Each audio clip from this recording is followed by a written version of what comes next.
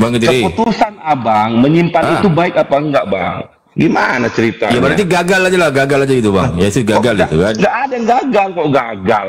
Gimana? Lah, katanya gagal? penghapus dosa dunia. Dosa masih ada kok sekarang. Lah, Malah yang banyak melakukan dosa itu Kristen loh. Kalau abang datang ke Yesus percaya, maka abang diampuni bang. Oh, enak kali itu. Enak kali. Percaya sebagai apa? Kematian Yesus bang, menyiapkan pengampunan dosa bang. Oh, enak kali, ngapain juga ada perintah, ada larangan. Dia yang buat hukum, dia pula yang nurun jadi tumbal. Ngapain bang? Bang. Jadi di sini bang GTDE, kalau abang menyentarakan Tuhan dengan Yesus sama Bapa, Yesus akan bilang sebab Bapa itu sama besar dengan aku. Dia ngomong gitu. Tapi Yesus nggak bilang. Yesus bilang apa? Sebab Bapa lebih besar daripada aku. Nah, berarti dia nggak setara. Lah, memang misinya dia memperkenalkan tentang siapa Allah itu sebenarnya bang. Lah, terus nggak mungkin kemudian misinya lalu aku ini nggak begitu bang. Tetapi ingat ya bang, harusnya begitulah. Ngapain dia nggak memperkenalkan diri? Malah dia udah turun kan? Yo, aku ini Bapa, percayalah aku. Tunjukkan kuasa aja. Ngapain dia nggak tunjukkan kuasanya? Yesus sendiri tidak pernah menolak penyembahan ketika orang mengatakan dia adalah Tuhan bang. Menolak penyembahan di mana itu? Iblis menyembah Yesus. Kok ketika Filipus, ketika Thomas mengatakan siapa yang menyembah Tuhan Yesus? Orang Majusi, benar. Orang Majusi menyembah Yesus, benar nggak? Benar nggak? Orang Majus, benar kan? Aduh. Bang Yordan Kristen juga bang Yordan ya? Yordan Kristen ya? Saya nggak pernah ke gereja, jadi saya ingin dengar-dengar aja, siapa tahu bisa jadi mualaf saya. Nah, ini bukan gereja. Ini bagus nih ya, nggak apa-apa lah ini. Ya jadi jarang pergi gereja bang ya? Saya bodoh Alkitab sih. Gimana? Saya bodoh Alkitab sih, makanya saya ingin belajar. Jadi jangan mualaf bang. Kalau jadi abang mualaf nanti, sebab sekarang banyak fenomena mualaf ya bang Bolobo ya. Kalau semuanya mualaf nanti, betul. Siapa mau ke neraka ya? Tapi nggak apa-apa lah ya. Jadi kalau cuma saya mau ngomong logika dulu tuh. Gini bang. Iya logika. Silakan. Ini kita bicara logika ya. Abang itu kan punya di dalam diri abang itu kan ada tiga unsur ya yang berbeda ya. Unsur. Ini mana sini? Ada tubuh, dengar ada tubuh, dengar ada tubuh, ada jiwa, ya kan? Ya. Abang juga punya roh, ya. Punya roh, iya nggak? Ya betul. Ya, kan? Kalau dalam Muslim itu dibilang apa? Ruh ya, ruh, gitu ya. Ya, silakan. Jiwa itu apa? Sekarang jiwa itu roh atau bukan? Pertanyaan saya begini, bang. Ya. Kira-kira Tuhan itu Maha Esa nggak? Maha Esa. Oke, kalau Tuhan itu Maha Esa, sekarang saya tanya lagi satu lagi nih bang. Kira-kira kita manusia ini kita diciptakan wujudnya itu dari mana gitu? Wujudnya dari mana? Kira-kira denanya atau gambarnya itu dari mana gitu? Yang menciptakan ya Tuhan lah. Ya tapi gambar dan wujudnya itu kan setiap orang misalnya nih orang mau buat rumah kan ada desainernya, ada yang gambarnya, ada denanya, ada apanya gitu. Nah berarti itu berlaku juga dong sama manusia. Kira-kira kita manusia itu sebelum diciptakan itu kita gambarnya ikut siapa gitu? Bukan begitu maksudnya, itu baiklah kita menjadikan manusia menurut gambar dan rupa Allah kan gitu. Yang kamu bawa maksudnya ayat itu manusia itu diciptakan melihat, tapi Tuhan itu maha melihat.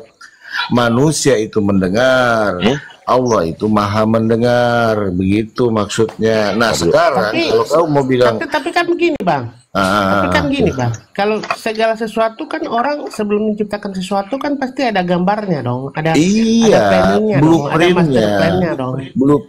Blueprint hasil pemikiran Tuhan, digambarkan lah, dibentuklah itu manusia. Jadi sebelum kita orang membuat rumah ada master plan, paham? Nah master plan inilah yang direalisasikan menjadi manusia, begitu. Bukan Tuhan itu seperti manusia. Nah sekarang manusia ada yang pesek, ada yang mancung. Ayo, yang mana Tuhan? Mancung atau pesek? Silakan. Sekarang bukan masalah ke situ loh bang, bukan ke situ. Saya gini, abang percaya nggak? Kan tadi abang ngomong dia Maha Esa. Percaya. Dia itu berkuasa, dia Maha Esa.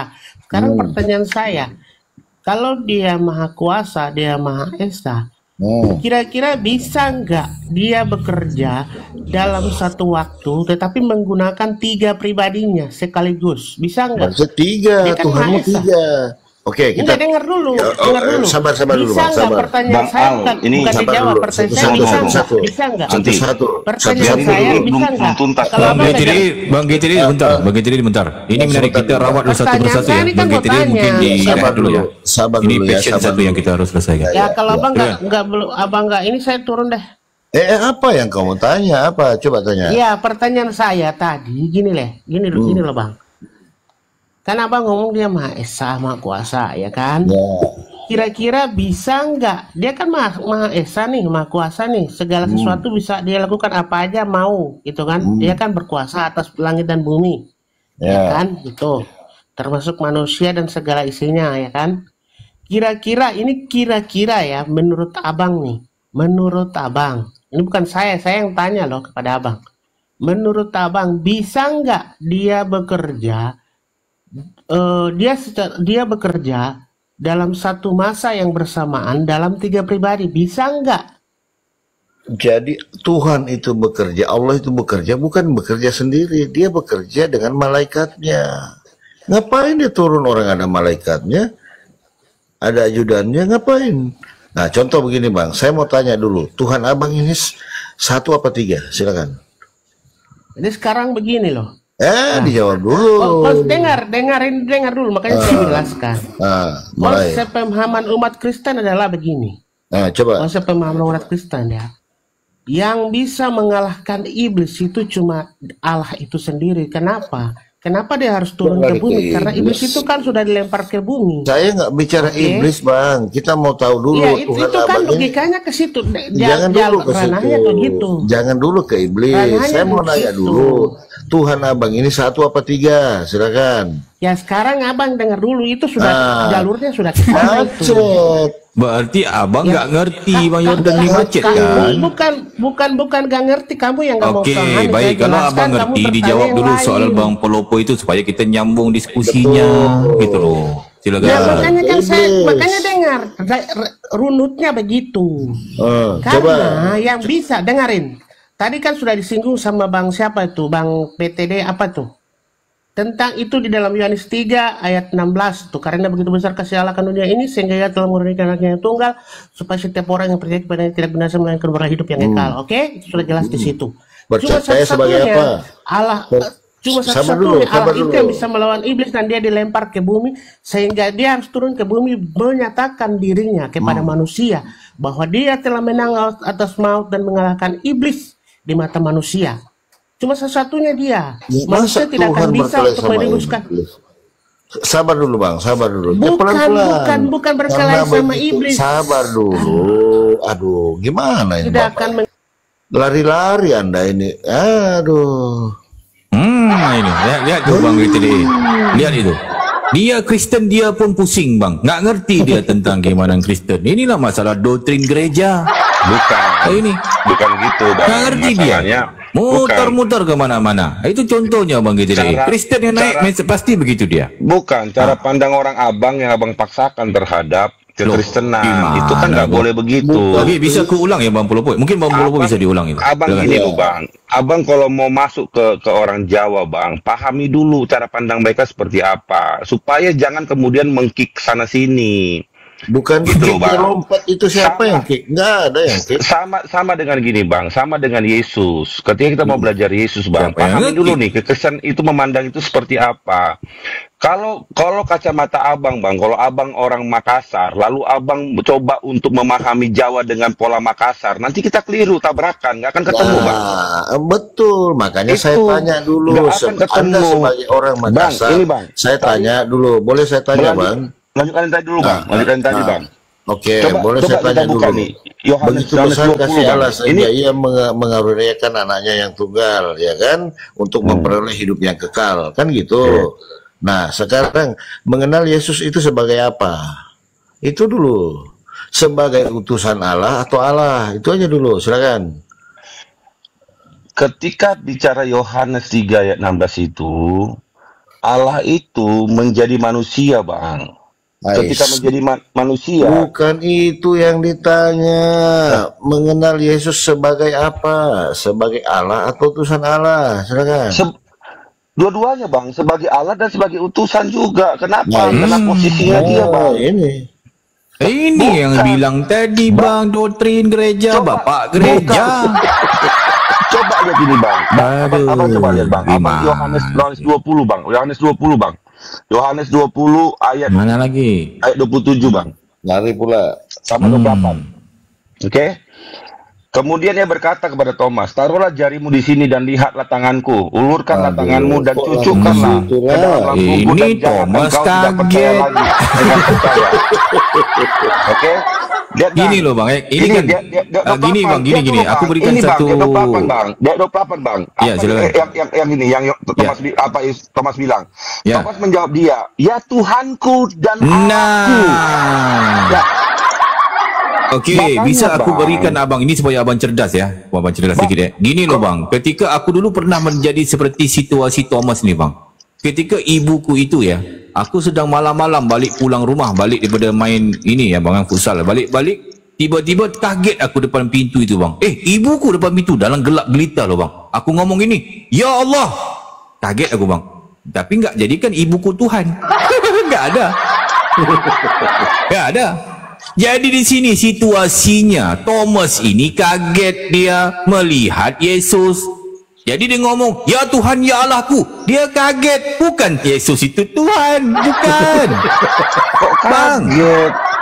Bang, nggak mungkin Thomas langsung tiba-tiba mengatakan ya Tuhanku dan Oke, aku nanya abang. Oke, contoh. Ketika abang kaget, ketika abang terkejut, apa yang abang ngomong? Au. Terus? Petrus ngomongnya.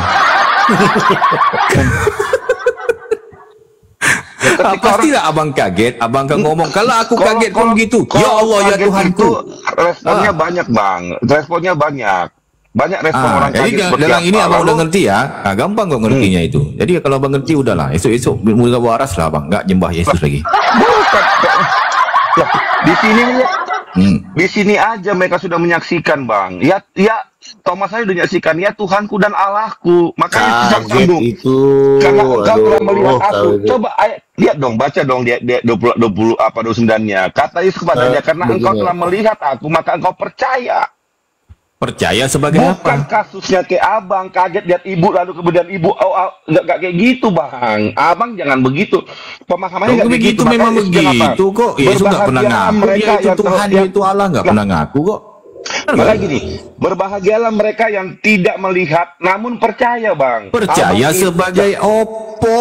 Sebagai Tuhan Bang. Sebagai Tuhan lagi kan? Inilah ini. Sebagai Tuhan inilah Bang. Coba kasih monyet dulu Pak Pendeta Besar. Coba kasih itu. Yang kita sering kasih ke monyet itu.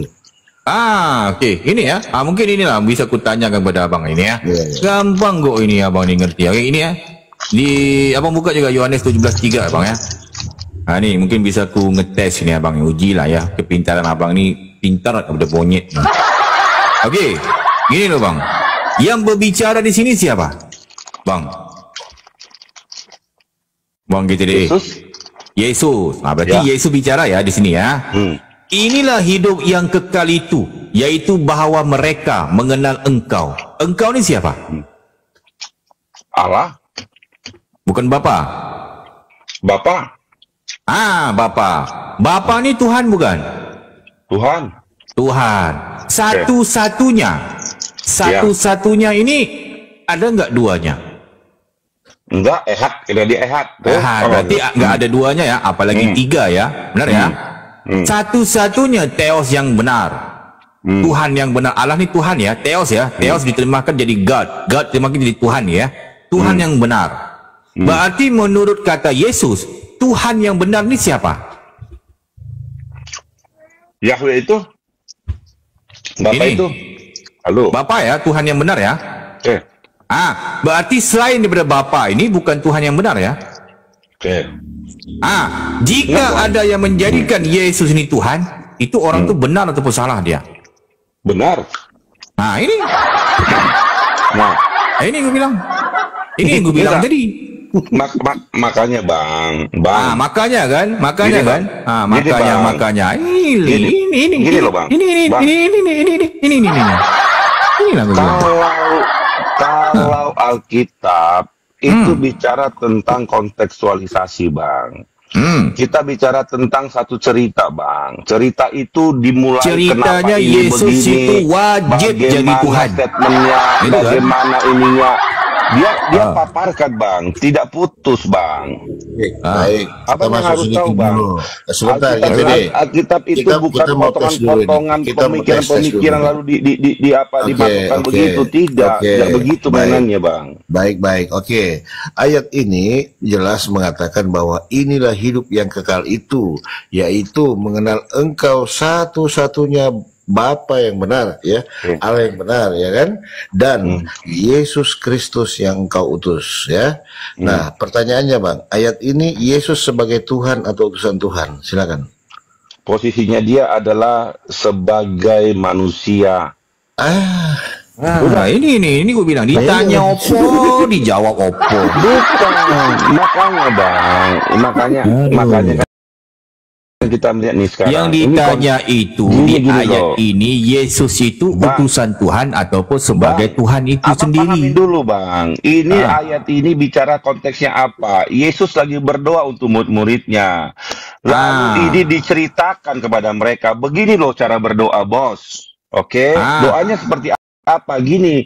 Disampaikan dia tentang bagaimana Yesus menyatakan bahwa jelaslah kalau dia mengajarkan kepada murid-murid cara berdoa jelas, tetapi yang masalahnya abang mengatakan Yesus itu ya Bapa itu sendiri. Ngerti enggak? Ya memang iya dia Bapa itu sendiri. Itu dia. Bang. Berarti cara bacanya bisa ya? Izin ya sedikit Bang Pulpo ya. Jadi kalau bacanya di Yohanes 17 ini cara bacanya begini, mungkin ya. Kita bacakan sedikit. Berarti Bapa itu Yesus itu sendiri ya. Ini cara bacanya. Yohanes 17